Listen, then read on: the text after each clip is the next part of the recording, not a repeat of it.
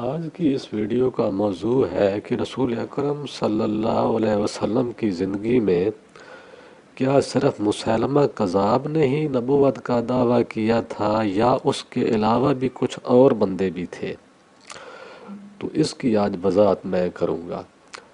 واقعہ یوں ہے کہ جب آپ کی جو آخری حج تھی، جس کو حجۃ الوداع بھی کہتے ہیں، اس میں جب آپ نے ایک خطبہ دیا، وہ خطبہ بہت طویل تھا، اور اس خطبے کے دوران آپ کی باتوں سے کچھ لوگوں کو محسوس بھی ہو رہا تھا کہ اس خطبے کا مطلب یہ ہے کہ ہو سکتا ہے کہ اگلے سال حج کے موقع پر رسول اکرم صلی اللہ علیہ وسلم اس دنیا میں رہے یا نہ رہے۔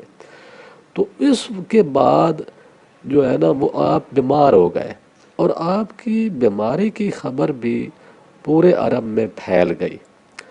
تو جب آپ کی بیماری کی خبر پھیل گئی تو اس دوران نبوت کا اعلان جن لوگوں نے کیا وہ 3 بندے تھے، اور وہ تینوں ہی آپ کی زندگی میں انہوں نے نبوت کا دعویٰ کر دیا تھا، لیکن آپ اس وقت شدید بیمار ہو گئے تھے، تو اس وجہ سے آپ کی زندگی میں وہ ان کے خلاف کوئی خاطر خواہ ایکشن نہیں ہو سکا، جو کہ پھر ابو بکر صدیق نے کیا۔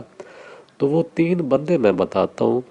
وہ 3 بندے یہ تھے کہ یمن کے علاقے میں ایک بندہ تھا اسود، اس نے نبوت کا دعویٰ کر دیا، اور یمامہ کے علاقے میں مسیلمہ نے نبوت کا دعویٰ کر دیا، اور بنو اسد کے علاقے میں ایک بندہ جس کا نام طلحہ تھا، اس نے بھی نبوت کا دعویٰ کر دیا۔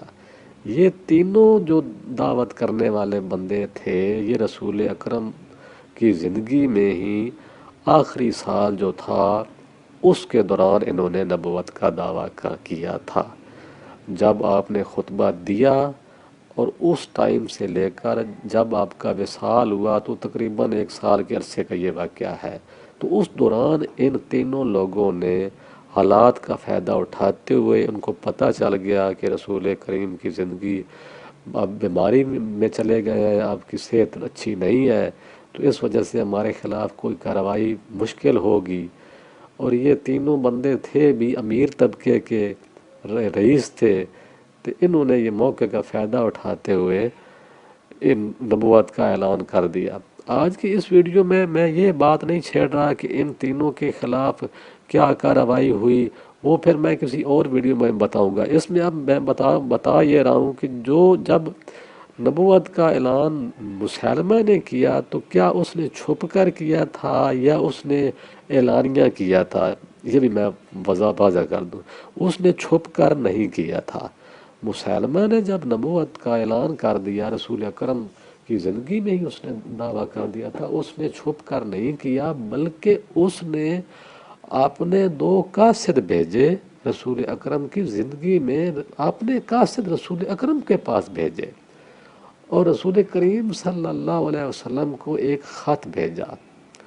اس خط میں یہ تحریر کیا گیا کہ اے محمد، میں آپ کے ساتھ نبوت میں شریک کیا گیا ہوں۔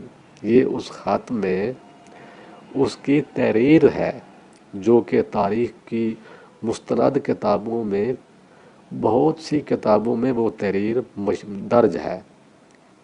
مسیلمہ کذاب نے رسول اکرم صلی اللہ علیہ وسلم کو لکھا، وہ جو خط، اس کی تحریر کے میں 2 سطریں پڑھ دیتا ہوں۔ اس کی تحریر یہ اس نے لکھی کہ السلام علیکہ، اس نے سب سے پہلے لکھا، اس نے بسم اللہ الرحمن الرحیم نہیں لکھا خط کے اوپر، اس نے لکھا السلام علیکہ۔ پھر اس نے نیچے لکھا کہ مجھے آپ کے ساتھ نبوت میں شریک کیا گیا ہے۔ پھر دوسری لائن میں اس نے لکھا کہ ہمارے لیے آدھی سرزمین اور قریش کے لیے آدھی سرزمین مقرر کی گئی ہے، مگر قریش حد سے بڑھنے والی قوم ہے۔ یہ اب اس نے تیسری لائن میں لکھا۔ تو یہ جب تحریر رسول اکرم صلی اللہ علیہ وسلم کے پاس آئی تو وہ جو 2 شخص تھے ان سے آپ نے پوچھا کہ یہ جو تحریر آپ کے پاس ہے اس تحریر میں آپ کا کیا خیال ہے؟ تم بذات خود مسلمہ کو کس حیثیت میں تسلیم کرتے ہو؟ تو جو قاصد تھے مسلمہ کے، انہوں نے رسول اکرم صلی اللہ علیہ وسلم کے سامنے کہا کہ ہم تو اس کو نبی تسلیم کرتے ہیں، تب ہی ہم آپ کے پاس آئے ہیں۔ تو ان کے جواب میں رسول کریم کا یہ جملہ بڑا تاریخی جملہ آپ نے بولا۔ آپ نے فرمایا کہ ہمارے مذہب اسلام میں، بلکہ اس سے پہلے بھی جتنے مذاہب گزرے ہیں، ان میں قاصد کا قتل جو ہے وہ منع ہے۔ اس وجہ سے اگر قاصدوں کا قتل جائز ہوتا تو میں تم دونوں کو قتل کر دیتا، لہذا اب میں تم کو قتل نہیں کر رہا کیونکہ تم ایک قاصد کی حیثیت سے آئے ہو، لیکن تم یہ کرنا کہ میرا بھی خط مسلموں کو پہنچا دینا۔ تو پھر اس مسلمہ کے جواب میں آپ نے ایک خط لکھا، اور وہ خط آپ نے اسی مسلمہ کے قاصدوں کے حوالے کر دیا، اور آپ نے ان قاصدوں کو حکم دیا کہ یہ خط مسلمہ کو بھی دے دینا۔ اور وہ خط جو رسول اکرم صلی اللہ علیہ وسلم نے مسلمہ کو بھیجا، وہ بھی کافی پرانی جو تاریخ کی کتابیں ہیں اس میں وہ خط موجود ہے۔ اس میں بھی میں تمہیں ایک دو لائنیں پڑھ کے سنا دیتا ہوں۔ اس میں سب سے پہلے آپ نے سب سے اوپر لکھا تھا بسم اللہ الرحمن الرحیم۔ پھر آپ نے لکھا کہ یہ خط محمد رسول اللہ صلی اللہ علیہ وسلم کی طرف سے مسلمہ کذاب کے نام لکھا جاتا ہے۔ یہ جو لفظ کذاب ہے، یہ آپ نے خود اپنی زندگی میں اس کو دیا۔ اس خط میں آپ نے لکھا کہ یہ خط مسلمہ کذاب کے نام لکھا جاتا ہے۔ کذاب کا مطلب ہوتا ہے جھوٹا۔ تو اس پہ آگے آپ نے لکھا کہ سلام ہو اس ذات پر جس نے راہ راست کی پیروی کی، مطلب جو بندہ راہ حق پر ہو میں تو اس کو سلام بھیجوں گا۔ آپ چونکہ راہ راست پر نہیں ہے اس لیے میں آپ کو سلام نہیں کر رہا، میں تو اس کو راہ راست پہ جو آئے گا اس کو سلام کروں گا۔ اس کے بعد آپ نے لکھا کہ آپ نے زمین کے بارے میں ذکر کیا ہے کہ زمین آدھی مجھے دی گئی ہے اور آدھی قریش کو دی گئی ہے۔ تو زمین تو ہے اللہ کی، اور وہ اپنے بندوں میں سے جسے چاہتا ہے اس کا وارث بناتا ہے، اور بے شک آخرت اللہ سے ڈرنے والوں کے لیے ہے۔ یہ آپ نے مختصر سی تحریر لکھ کے ان قاصدوں کے حوالے کر دی۔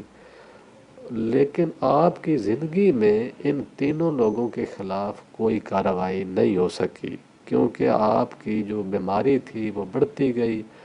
آپ اس خطبہ حجت الوداع کے موقع کے بعد دن بدن کمزور ہوتے گئے، تو پھر آخر آپ کا وصال آ گیا۔ لیکن یہ پھر ان کے خلاف کارروائی ہوئی ہے، لیکن وہ بعد میں ابو بکر صدیق کے زمانے میں ہوئی ہے۔ وہ میں پھر آپ کو کسی اور ویڈیو میں اس کی حالات بھی بتاؤں گا۔ آج کی اس ویڈیو